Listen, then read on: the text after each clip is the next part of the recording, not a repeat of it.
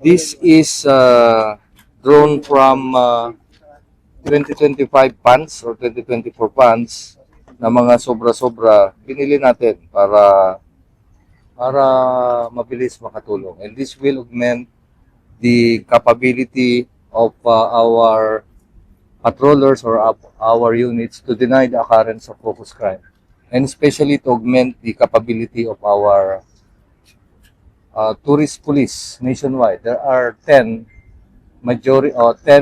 big tourist spots within the archipelago, and of course 10 lang yun, pero mas marami pa yung medyo mas maliliit.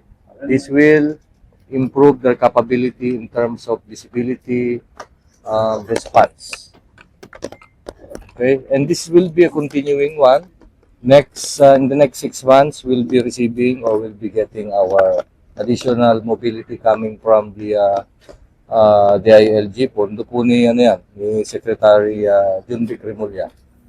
It's about 700 motorcycles, and meron ding body-worn camera with pwedeng radio siya, no?